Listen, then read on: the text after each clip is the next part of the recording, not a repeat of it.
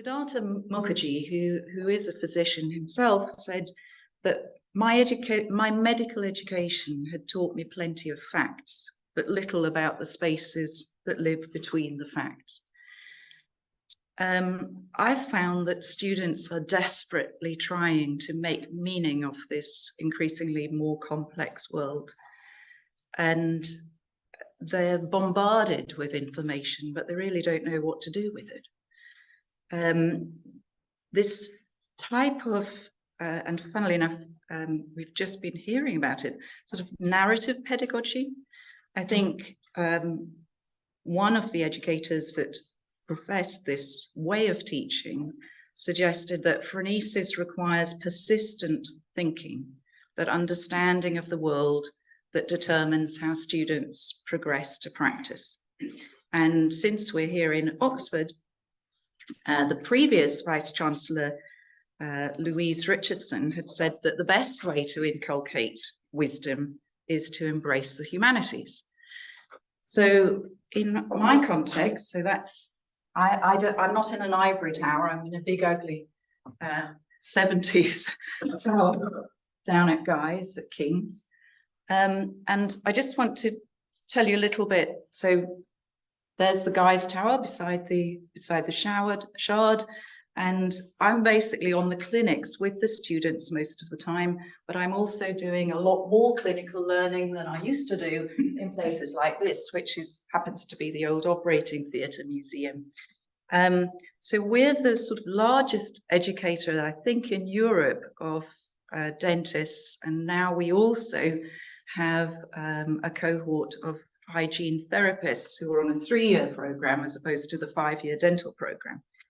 And one thing that, I mean, I've spent a lifetime really in practice before coming late into clinical education.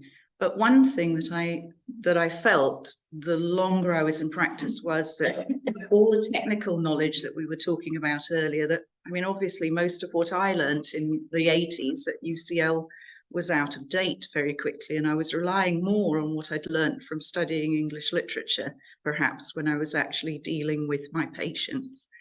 And so coming in and doing a master's in clinical education at King's, my initial sort of thinking about this and thinking about how to, looking at the student cohort, I ran an educational research project on starting to introduce humanities into a clinical curriculum.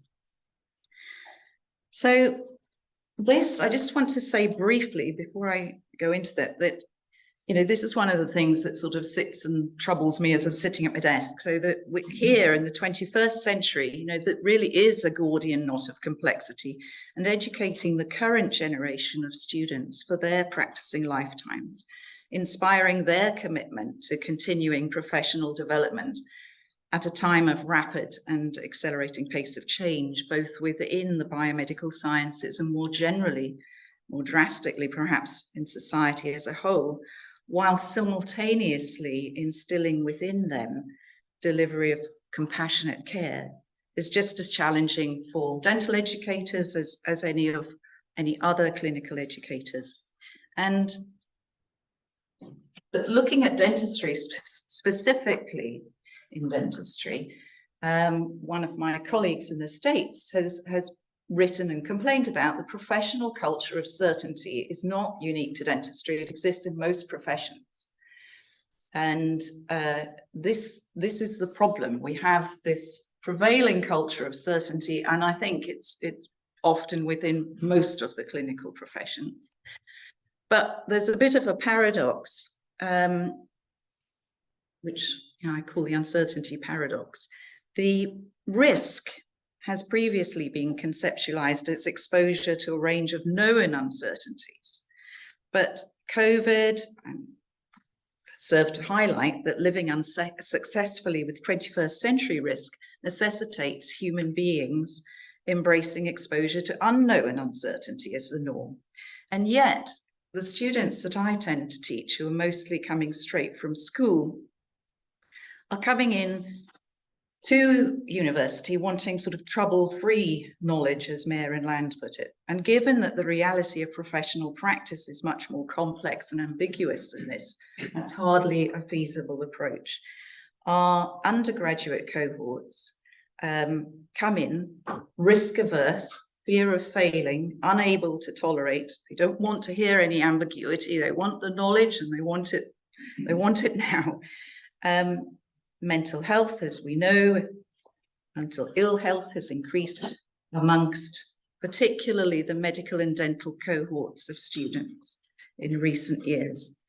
And so the paradox is that we have these low-risk students craving certainty. We know that we're sending them out into a high-stress profession and an uncertain world. And at the same time, as educationalists, we know that transformative learning, which is crucial to personal and professional development and axiomatic of a higher education, requires learners to take risks and challenge previously held assumptions. So paradoxically, the perspective change that transforms the peripheral newcomer to confident participant at university, and then hopefully not just with agency, but as an autonomous professional, that it's necessary to engage their vulnerabilities in order first to belong and then to progress to becoming a professional. So to date, really, this focus on knowledge and technical skills has neglected the vital role of personal and professional identity formation, given that the education, not just of dentists, medical students too, follows a transformational professional development model. And this continuum of meaning making and identity formation involves a deep emotional component. So my motif of the courses that I've been running is the duck rabbit. One of Roger Kneebone's friends is a taxidermist, and we had this rather weird duck rabbit, but it's there to symbolize to the students that we're trying to teach them from different perspectives. And so at our faculty, the Faculty of Dentistry, Oropharyngeal Sciences, we've fully integrated a 5-year Clinical Humanities and Wellbeing program as a pedagogy for phronesis, embedding. It's a cross-disciplinary. I can't see how you can do this without actually being cross-disciplinary. And it's to do with actually this underlying notion of how to cope better with uncertainty. We call it sustainable healthcare education. So briefly, the modules run throughout all years of the BDS and the BSc dental hygiene therapy cohorts, and 15 credit bearing modules, fully integrated and core, which embed the SDGs, cross-disciplinarity, as I said. I don't particularly like the term cultural competence. I feel much happier with sort of cultural humility, but emphasis on listening, I think. And everything is fully assessed. So that's a conversation perhaps for one of the workshops, but it's fully assessed credit-bearing modules that all students have to do. So we have about 200 students in every year. And so far we're building year on year. So we now have, it's in the 3rd year of its program. Oh, sorry. The other thing that I think is interesting to note is that we're interested in the learning spaces, and there's some research that I've been involved with UCL and colleagues here at Oxford.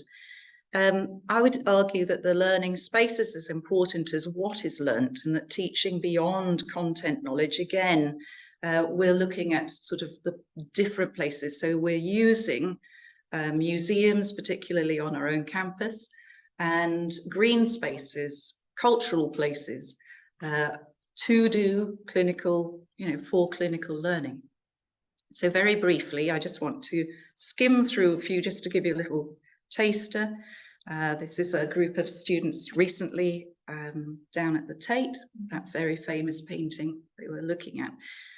I should realise, and I need to flag this up, that in terms of an undergraduate curriculum, you really need, if you're going to do something quite as radical, because mostly a lot of medical humanities style teaching has been sort of extracurricular, but this is firmly integrated in the curriculum.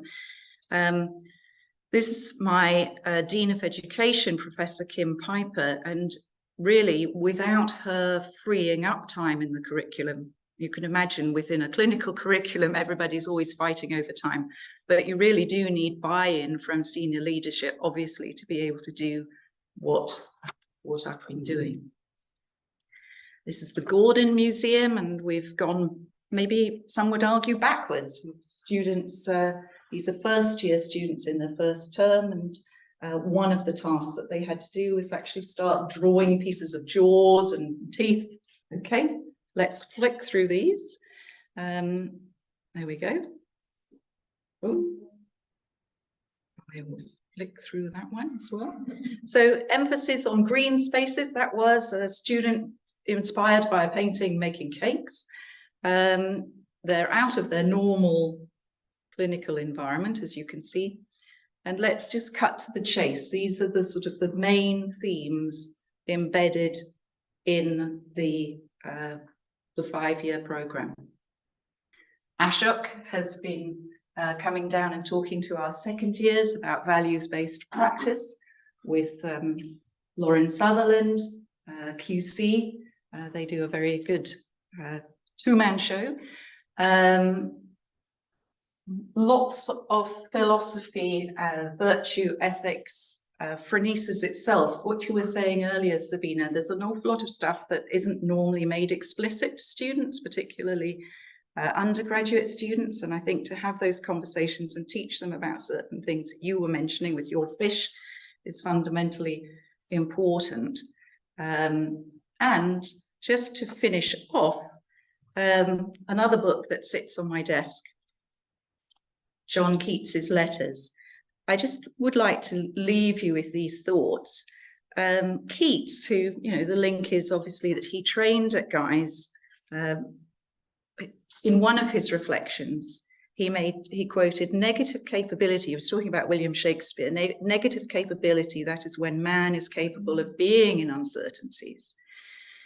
And I have a feeling it's much more about an ability to hold uncertainty. I think that's where the phronesis comes in, linking not only to agency, autonomy, but it also links to hope and creativity, to freedom and free will. Daniel Offrey, the doctor and writer, has also said, there's no doubt that mastering the facts of medicine is the easy part of medicine. The hard part is how to translate that knowledge into wisdom. We don't just want doctors to be smart, we also want them to be wise. Translating knowledge into wisdom is one of the greatest challenges of medical education, and it's not something easily achievable with a PowerPoint presentation or a 1 to 7 Likert scale.